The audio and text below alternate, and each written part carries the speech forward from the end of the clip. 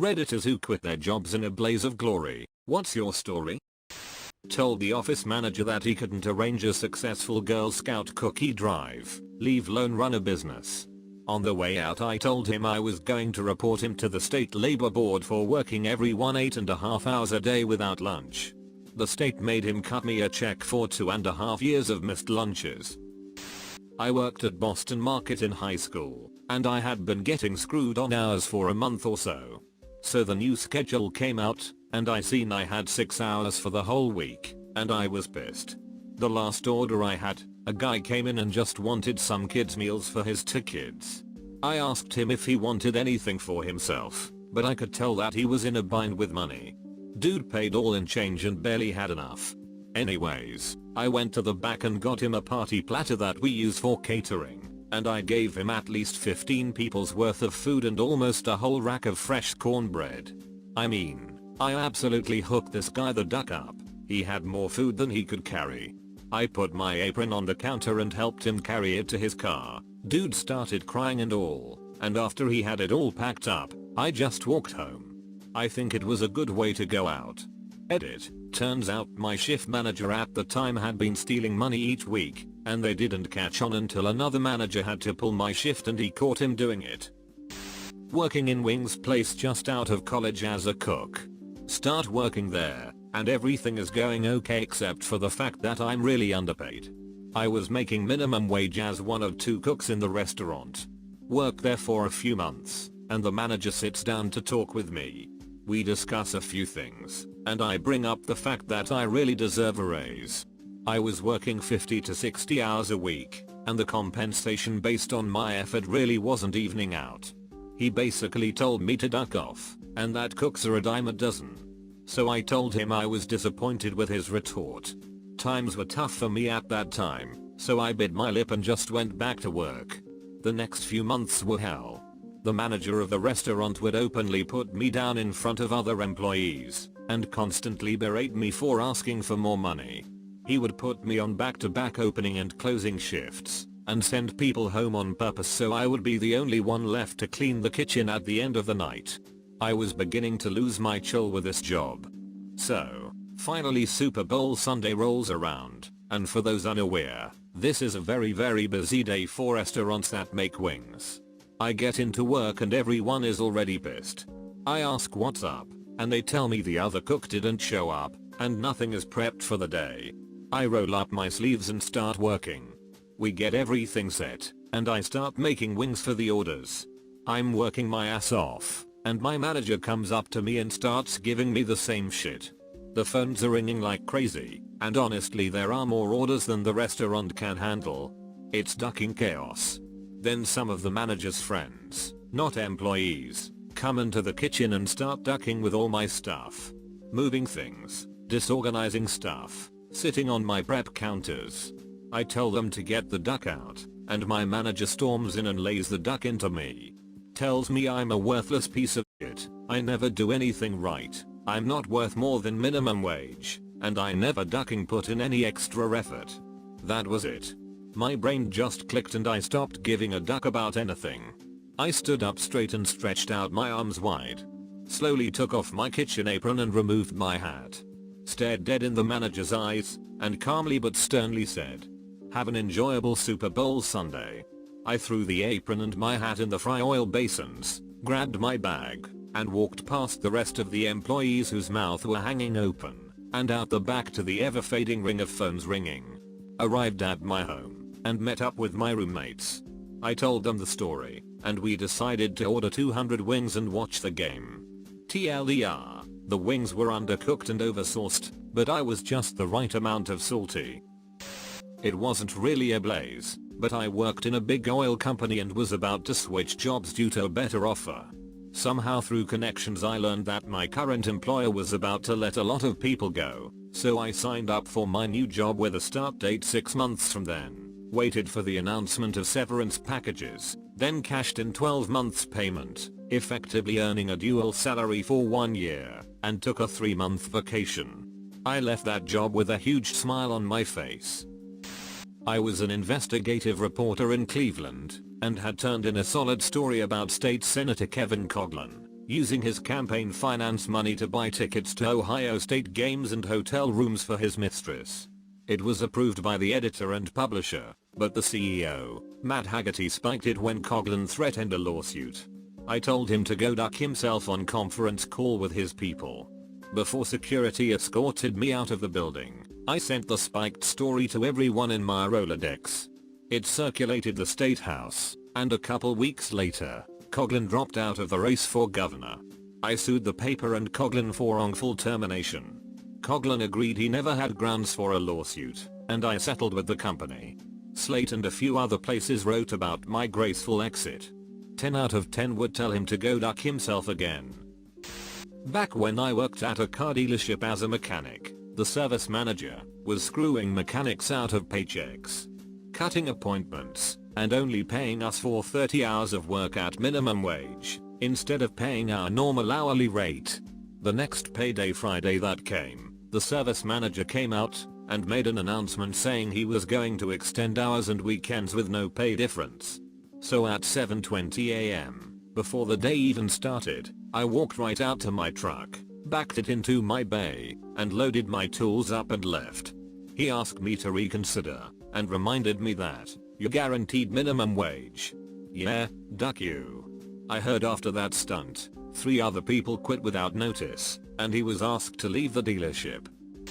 This is sort of the opposite, but whatever.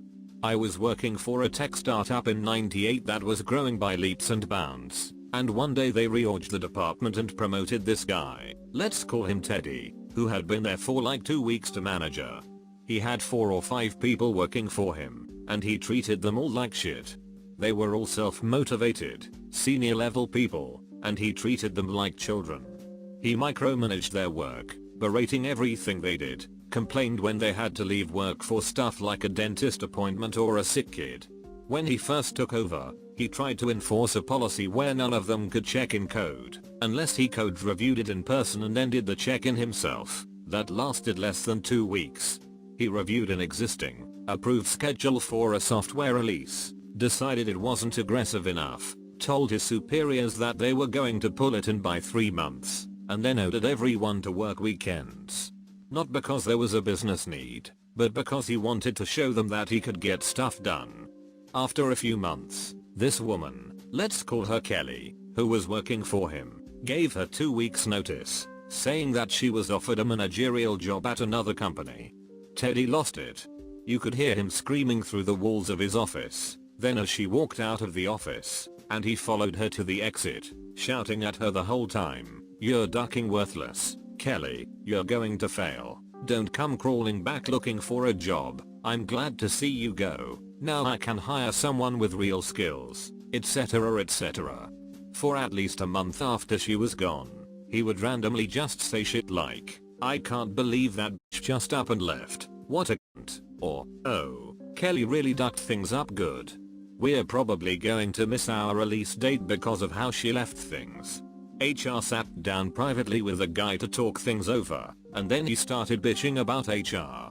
They're covering their asses so they don't get sued. They don't give a shit about good company men like me. A few months later our company was acquired, and we went to the welcome meeting that the other company had set up. Their CTO and the VP of development spent about a half hour each talking about strategic vision, how the changes would affect us, the usual stuff, and then the VP said, "But there will be at least one familiar face to help with the transition. I think most of you know Kelly Johnson. She used to work here. She'll be the senior manager in charge of the products team moving forward." So everyone looked back at Teddy, who was white as a sheet and looked like he was about to have a heart attack. He was gone within a month. I worked at a travel agency as an in-house web designer. I also did general office tasks. One day my boss, who boasts about traveling 120 days a year, decided to go on vacation in Europe, along with most of the office, leaving me to hold down the fort. I was fine with it, since there was likely very little work to be done, and I was going to make a lot of extra money. When he got back, a customer complained that their cruise they had booked online was cancelled. I was blamed for it, because, apparently, I was supposed to process their payment in our system. Bear in mind, this was not my client, I had no knowledge of any responsibilities toward this client, and it was not part of my normal duties to process any payments. So at the end of the day my boss took me to the back room, a cramped, uncomfortable space, to talk to me about how I had ducked up. I denied everything, because this was my boss's way of placing the blame on someone else for his own mistakes. He told me to take 2 days off to think about how I can grow with the company, and finished by tapping my shoulder and saying, "Grow up you /Mergo," and giving me a douchey looking smile. To top it off, he had also reduced my hourly rate by $1 per hour after I had worked there with distinction for almost a year. I was absolutely livid. As soon as I left for the day, I went home, chilled out, and starting planning my next move. The next day I applied for a couple of jobs and got an interview on the second day at another company. I was offered the position and started a couple weeks later. When I went back to the travel agency, I sat down and waited for my boss, who always had a habit of coming in late. Once he did, I said, quite loudly, "Boss's name, I came here to let you know that I quit. I don't want to continue to work for you for less money. I also expect to find my final check in my mailbox by next Monday at my regular pay rate." He only replied with, "Do you have a timesheet?" To which I said, "It's your responsibility to keep track of my hours, so you'd better have them." He then said, "Okay, have a nice day." And that was the end of it. I ended up taking him to court later over unpaid wages, and won. Not the best way to earn a severance, but it works. A couple of my best friends decided to get married in Scotland. We're American. It was quite an expensive trip, so I picked up a part-time job at a shitty sandwich chain for about a year to save, so my wife and I could attend. About 2 weeks before the trip, I was offered emergency overtime at my full-time job. I wasn't sure if I was scheduled to work at the sandwich joint, so I called the owner. He told me I was, which was a bummer, because I could have stayed at my real job for about $30 per hour more for the evening. So I went in to make sandwiches. Another employee told me that I wasn't scheduled to work, rather someone called in earlier, and the owner took advantage of my not knowing my schedule for the week. So I took the spot at the end of the assembly make line, bagged up 8 orders, and walked out the door with them, along with the little rack of about 20 bottles of hot sauce.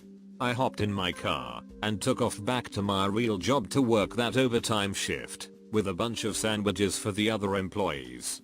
Accidentally hit send too early. Interning at a tech startup. This was years ago when I was still eager, young, and was gagging to prove myself. The culture was such surfer douchebag bro, it was unbearable. Please note this was in Manchester, England. How can you develop this wannabe San Fran attitude in a place that gets so much rain that at times you feel like collecting 2 of each animal just in case? They needed me to model some financial metrics / funding assumptions and promised me a bonus payment. Found out bonus payment was just a prank bro through one of the few good dudes there. I had an offer from a bulge bracket bank to start in 2 months. So I made the model, no reason to duck over the few good dudes there. But I password protected the whole sheet in Excel, so you could only gain outputs, not change anything in the model. Meaning they would have to redo the whole thing when I left. Duck them. Not me, but one of my best friends. We were working at a Burger King when we were like 15 to 16. It was actually the day after he already quit, but it was super busy, and some people called off.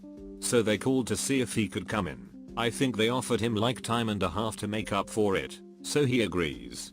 He's the only one in the kitchen on a busy Sunday after church rush.